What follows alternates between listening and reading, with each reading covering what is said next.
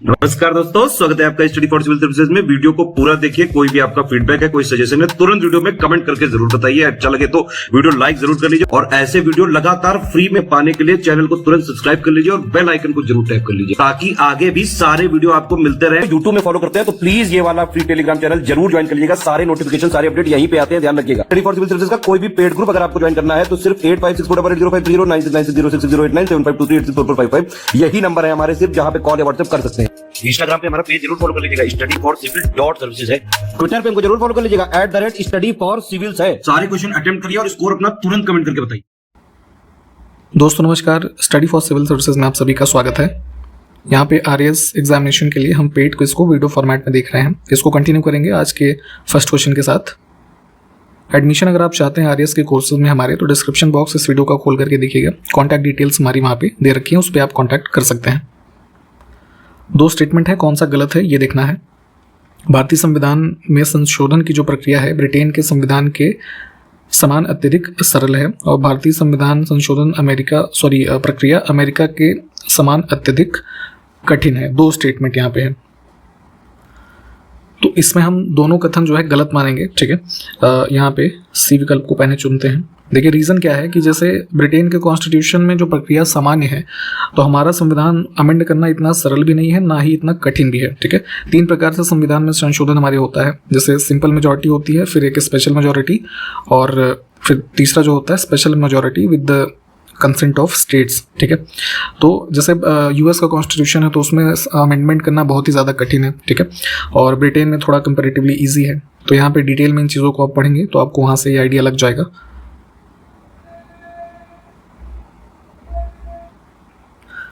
किस अनुच्छेद में संसद को संविधान एवं इसकी व्यवस्था में संशोधन करने की शक्तियां प्रदान की गई हैं? तो हमारे कॉन्स्टिट्यूशन का जो भाग 20 है उसमें सिर्फ एक आर्टिकल है 368, जहां पे 3 प्रकार की विधियां बताई गई हैं हमारे भारतीय संविधान में संशोधन करने के लिए।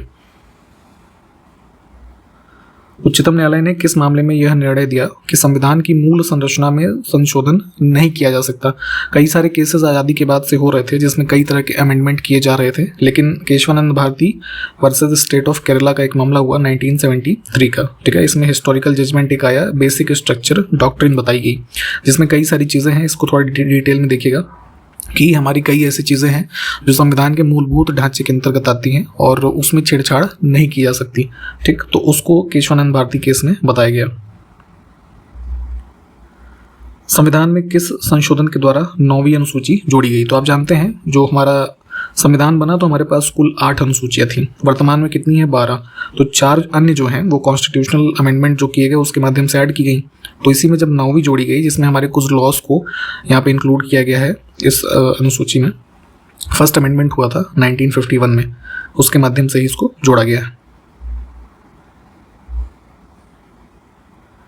संविधान के 42वें संशोधन के द्वारा प्रस्तावना में कौन सा शब्द नहीं जोड़ा गया था? तो हमारे इंडियन कॉन्स्टिट्यूशन के स्टार्टिंग में जो प्रियम्बल है, we the people of India, ऐसे जो स्टार्ट होती है, इसको प्लीज़ याद कर लीजिएगा। हिंदी और इंग्लिश दोनों भाषाओं में कई बार इससे ही क्वेश्चन आपको मिलेंगे और सही भी हो जाएंगे अगर आपको ये याद होगा। ठीक, तो 1976 में 42nd अमेंडमेंट किया गया, जिसमें 3 शब्द इसमें प्रियम्बल में हमारे ऐड किए गए, सोशलिस्ट, सेकुलर, और तीसरा है एंड इंटेग्रिटी। ठीक है, तो विकल्प इसमें सॉवरेंटी जो है ये हमारा पहले से ही था, तो ये ऑड हो जाएगा। किस संशोधन के द्वारा मौलिक कर्तव्य निर्धारित किए गए थे? तो ओरिजिनल कॉन्स्टिट्यूशन में फंडामेंटल ड्यूटीज़ नहीं थी हमारे, इसको ऐड किया गया है 42nd अमेंडमेंट 1976 के माध्यम से। ठीक, कुल हमारी कितनी फंडामेंटल ड्यूटीज़ हैं? 11। किस भाग में है? आर्टिकल 51A जो है इसके अंतर्गत, और ये पार्ट कौन सा है? 4A। ठीक, इन सारी चीज़ों को ध्यान रखना है। किस संविधान संशोधन के द्वारा संपत्ति के अधिकार को मौलिक अधिकारों की सूची से हटा दिया गया था? तो 19 आर्टिकल हमारा जो है नंबर, तो सब क्लॉज F में राइट टू प्रॉपर्टी मेंशन था। ठीक है, इसको फंडामेंटल राइट के कैटेगरी से हटा करके एक लीगल राइट बना दिया गया है आर्टिकल 300A के अंतर्गत, है ना, पार्ट 12 में। तो ये प्रोविज़न कब किया गया है? 44th अमेंडमेंट हुआ था 1978 का, इसके माध्यम से। किस संविधान संशोधन के द्वारा संविधान में 10वीं अनुसूची जोड़ी गई? तो जैसे अभी हमने ऊपर 9वीं की बात की, 10वीं हमारी ऐड की गई थी, 52nd अमेंडमेंट हुआ था, ठीक है, 1985 में। ठीक, जिसके माध्यम से जो दल बदल कानून वाला ये ऐड किया गया था ना प्रोविजन, एंटी डिफेक्शन लॉ, उससे संबंधित है हमारी 10वीं अनुसूची। विकल्प सी। किस संशोधन के द्वारा मत देने की उम्र 21 साल से घटा करके 18 साल की गई? तो इसमें ओरिजिनल कॉन्स्टिट्यूशन में जो वोट डालने का मिनिमम एज डिसाइड किया गया था वो 21 साल था। लेटर ऑन 61st अमेंडमेंट हुआ 1989 में, ठीक है। इसके माध्यम से जो 18 साल अभी वर्तमान में प्रोविज़न है कि जो 18 साल न्यूनतम आयु होगी वो वोट डाल सकता है, ठीक। तो ये प्रावधान इससे ऐड किया गया आर्टिकल 326 को अमेंड करके। तो विकल्प बी को चुनेंगे। राज्यों के नाम तथा सीमाओं में परिवर्तन करने के लिए किस प्रकार के बहुमत की आवश्यकता होती है?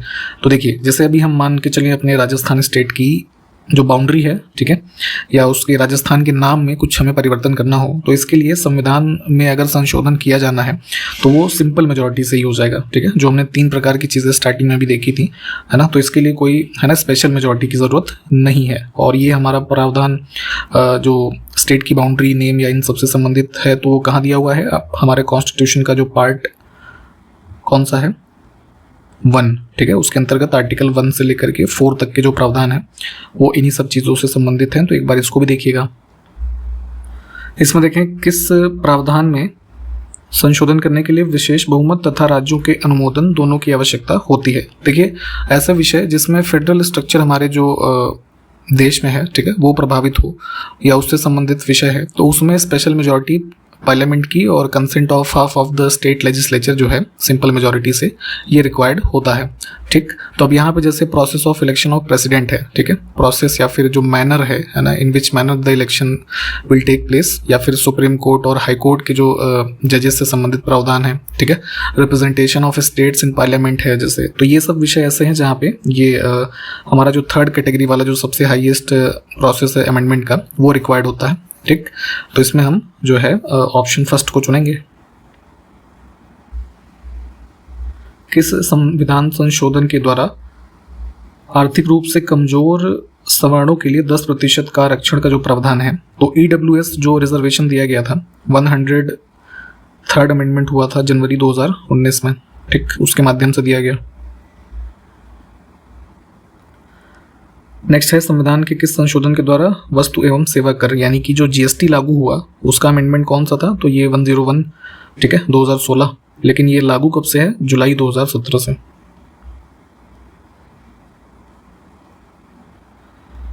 छह से 14 साल के बच्चों के लिए मुफ्त और अनिवार्य शिक्षा के प्रावधान से संबंधित संविधान संशोधन बताना है। तो फंडामेंटल राइट्स में आर्टिकल ये 21A ऐड किया गया था, ठीक है, 86th अमेंडमेंट में 2002 के माध्यम से, ठीक। तो विकल्प हम इसमें जो है सी को चुनेंगे। देखिए, जितने भी हमने अमेंडमेंट्स अभी देखे हैं ये मतलब ऐसे अमेंडमेंट्स हैं काफ़ी इंपॉर्टेंट हैं और अक्सर यही घूम फिर करके इनसे संबंधित प्रावधान जो है ज़्यादा पूछे जाते हैं। तो इन सब के बारे में थोड़ा डिटेल में पढ़िएगा। अब इसमें देखिए हमारे पास लिस्ट है कौन सा सुमेलित नहीं है। फर्स्ट अमेंडमेंट 1951, 7th 1956, 42nd 1976 है ये, ठीक है। ये काफ़ी एक बड़ा अमेंडमेंट था जिसमें बहुत सारे प्रावधान हमारे ऐड किए गए या हटाए गए। इसको 42nd अमेंडमेंट को एक टर्म से जाना जाता है जिसको मिनी कॉन्स्टिट्यूशन भी कहा जाता है, इसको ध्यान रखिएगा। और 44th का हमने देखा ही अभी।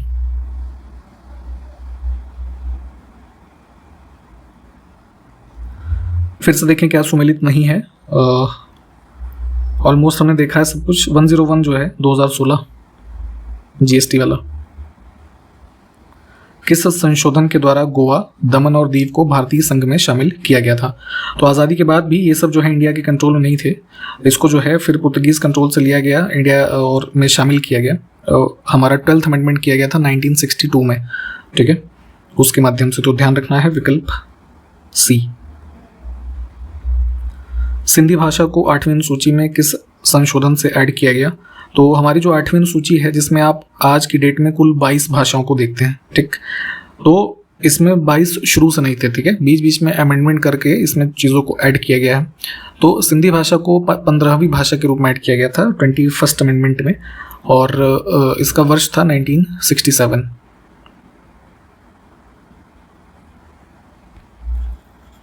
इसमें देखें किस संविधान संशोधन के द्वारा सिक्किम को भारतीय संघ का पूर्ण राज्य बनाया गया। तो 35th अमेंडमेंट हुआ था जिसमें एसोसिएट स्टेट बनाया गया था सिक्किम को, और फिर फुल फ्लेज स्टेट बनाया गया है 36th अमेंडमेंट से। ठीक, विकल्प डी। किस संविधान संशोधन के अंतर्गत कोंकणी, मणिपुरी और नेपाली भाषा को 8वीं अनुसूची में शामिल किया गया था? तो यहाँ पे जैसे अभी हमने सिंधी की बात की, उसके बाद वो 15वीं थी, फिर 16, 17, 18 इन भाषाओं के रूप में इन तीनों को ऐड किया गया था 71st अमेंडमेंट में 1992। किस संविधान संशोधन के द्वारा मंत्रिपरिषद के आकार को निश्चित कर दिया गया था? तो पहले क्या होता था कि अपने मर्जी के हिसाब से लोग जो है मंत्रिपरिषद का आकार घटाते बढ़ाते रहते थे, बहुत ही ज़्यादा संख्या में मंत्री बन जाते थे लोग। ठीक, इस चीज़ को लिमिट किया गया 90 जो हमारा ये फर्स्ट अमेंडमेंट हुआ था 2003 का। ठीक, इसके माध्यम से यहाँ पे ये प्रावधान किया गया कि जो लोकसभा है, जैसे केंद्र की बात करें तो लोकसभा की कुल संख्या के 15% से अधिक लोग मंत्री नहीं बन सकते। ठीक, सिमिलरली यही प्रावधान स्टेट लेजिस्लेचर्स के लिए भी लागू है, तो इसको भी ध्यान रखना है। इसमें देखें किस संशोधन अधिनियम के द्वारा राष्ट्रीय पिछड़ा वर्ग आयोग, national commission for backward classes, अब ये कॉन्स्टिट्यूशनल बॉडी है, इसको ध्यान रखेंगे, इसको कॉन्स्टिट्यूशनल दर्जा दिया गया है। 102वां अमेंडमेंट हुआ था वर्ष 2018 में, विकल्प सी। ठीक है,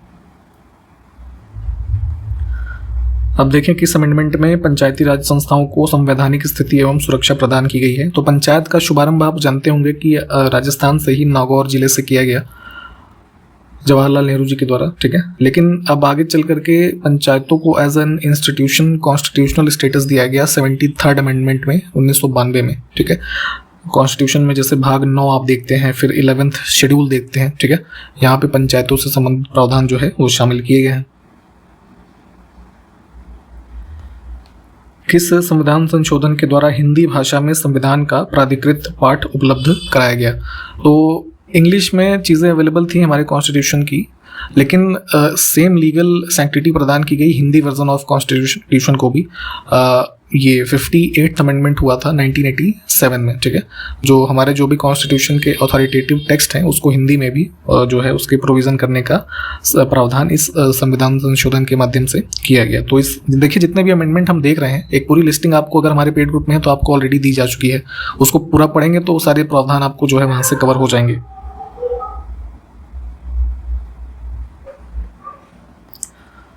किस संशोधन अधिनियम के द्वारा प्रीवी पर्स और प्रांतीय राज्यों के पूर्व शासकों के विशेषाधिकारों की समाप्ति की गई? तो जो अब देखें हम, जो जैसे आज़ादी के समय जितनी रियासतें थी, ठीक है, तो उस समय रियासतों के जो राजा हुए, शासक हुए, ठीक, उनको एक ब्रिटिश प्रैक्टिस के अंतर्गत, है ना, जैसे उस समय ब्रिटिश में एक रूलिंग क्लास होता था, तो उसी आधार पे प्रीवी पर्स का एक प्रावधान किया गया जिसमें पेंशन, है ना, या कुछ अन्य विशेषाधिकार आज़ादी के बाद भी ऐसे शासकों को दिए जाते रहे, ठीक, जो पहले शासक थे। तो इस चीज़ को इंदिरा गांधी जी जब प्राइम मिनिस्टर थी उस समय, है ना, आर्ग्यू किया गया और उसको अबॉलिश किया गया था। 26th अमेंडमेंट हुआ था 1971 में, है ना, उसके माध्यम से आर्टिकल 291 और 362, है ना, इन सब को अबॉलिश किया गया, जहाँ पे इन सबसे संबंधित विशेष प्रावधान थे। ठीक, तो ध्यान रखेंगे इसको। अब देखिए कहा जा रहा है कि जीवाश्म ईंधन के जलने से कौन सी गैस उत्पन्न होती है? तो फॉसिल फ्यूल्स जितने भी आप बर्न करेंगे कार्बन डाइऑक्साइड का एमिशन होगा।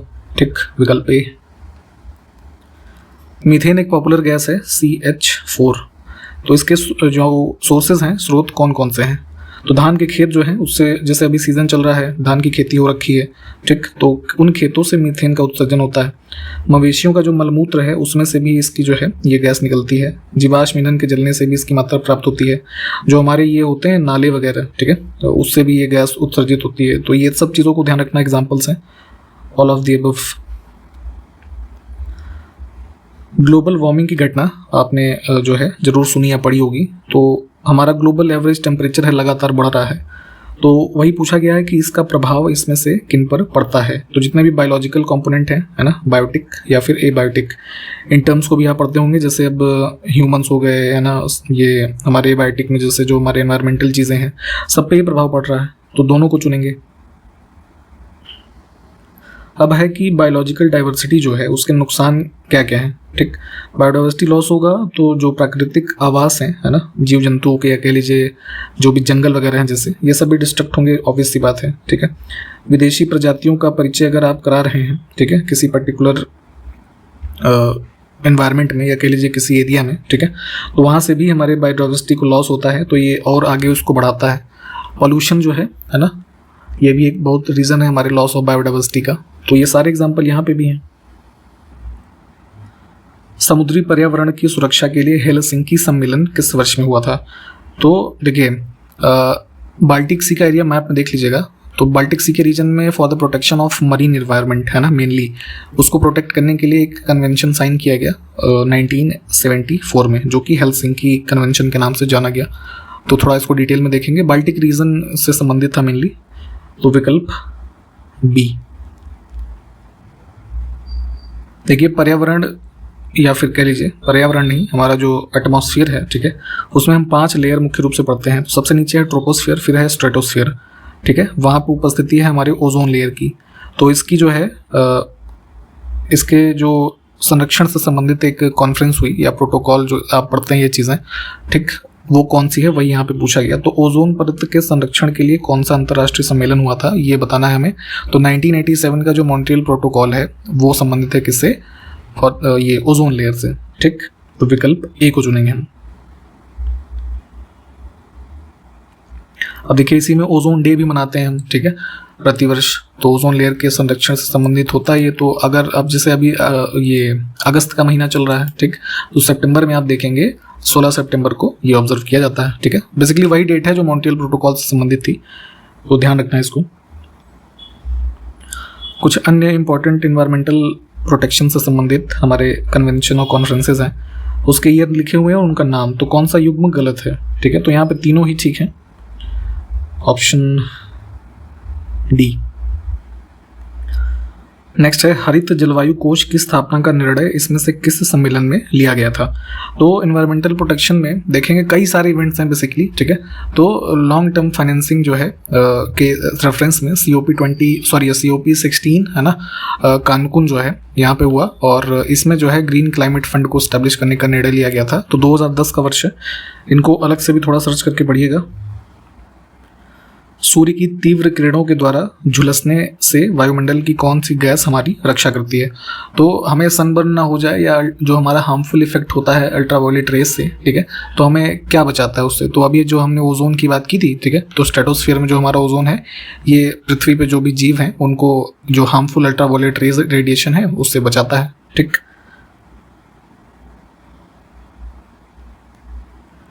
नेक्स्ट है क्योटो प्रोटोकॉल, इसमें से किसके बारे में था? क्योटो प्रोटोकॉल एक इंपॉर्टेंट है, इसको भी पढ़िएगा। इंटरनेशनल ट्रीटी है बेसिकली, जो क्लाइमेट चेंज हो रहा है ग्लोबल वार्मिंग से, तो उसी में ग्रीन हाउस गैसेस को का जो एमिशन है उसको कम करने के लिए ये साइन हुआ 1997 में, और इफेक्टिव है कब से? 2005। तो इसमें जो है विकल्प हम बी को चुनेंगे। इसमें से कौन सी गैस क्योटो प्रोटोकॉल नियमों के तहत 6 प्रदूषकों में से एक है? तो जैसे अभी हमने बात की कि ग्रीन हाउस गैसेस के एमिशन को कम करना, और इन सब से संबंधित प्रावधान क्योटो प्रोटोकॉल से था। तो उसमें क्या है, ग्रीन हाउस गैसेस की लिस्ट जैसे आपको पता होनी चाहिए, जो मानव एक्टिविटीज़ के थ्रू रिलीज होती है। क्या क्या होता है? कार्बन डाइऑक्साइड, CO2, ठीक है, फिर जैसे मीथेन हो गया, फिर ये आपका नाइट्रस ऑक्साइड हो गया, परफ्लोरोकार्बन, ठीक, तो वही यहाँ पे मिल रहा है हमें। और इसके अलावा जैसे हाइड्रोफ्लोरोकार्बन्स होते हैं, और ये सल्फर हेक्साफ्लोराइड SF6, ठीक, इनके नाम ध्यान रखिएगा। इसके अलावा वाटर वेपर, है ना, तो हालांकि ये ग्रीन हाउस होती है, लेकिन जैसे क्योटो के प्रोटोकॉल्स में जो इंक्लूडेड है उसमें से एक पूछा गया था ना, तो 6 है मेनली यहाँ पे ये वाली, तो उसमें से परफ्लोरोकार्बन जो है, ऑप्शन सी। किस संयुक्त राष्ट्र के शिखर सम्मेलन में संधारणीय विकास संक्रिया यानी कि जो सस्टेनेबल डेवलपमेंट एक्शन प्रोग्राम है इसको अपनाया गया था? तो सस्टेनेबल डेवलपमेंट गोल्स जो आप पढ़ते हैं, इससे संबंधित कई सारे प्रावधान हैं जो ओवर द ईयर्स ये चीज़ें चली आई, फिर जाकर के ये गोल्स वगैरह डिसाइड हुए। तो सबसे पहले देखेंगे तो जो रियो डी जेनेरियो ब्राज़ील में हमारा जो ये रियो समिट होता है, उसी की बात यहाँ पे कही गई है। तो ऑप्शन हम इसमें चुनेंगे कौन सा? बी वाला। ठीक, इसका ईयर क्या था, जरा ये कमेंट करके कोई बताएगा किस वर्ष में कॉन्फ्रेंस हुई थी। किस सम्मेलन में औद्योगिक क्रांति से पूर्व की तुलना में वर्ष 2100 तक ग्लोबल वार्मिंग यहाँ पे होना चाहिए, इसको अधिकतम 2 डिग्री सेंटीग्रेड से नीचे रखने पर सहमति बनाई गई है।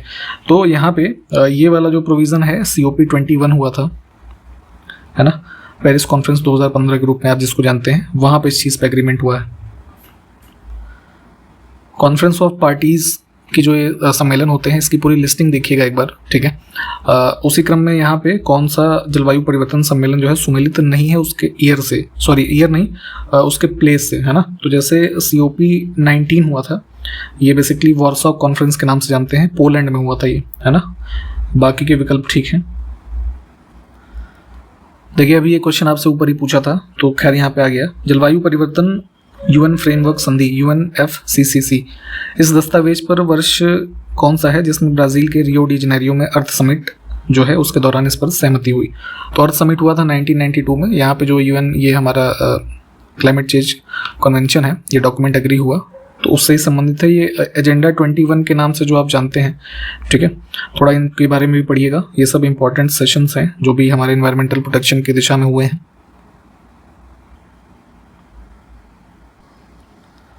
ये आपको भी ऊपर ही बताया था, ओजोन लेयर कहाँ पाई जाती है।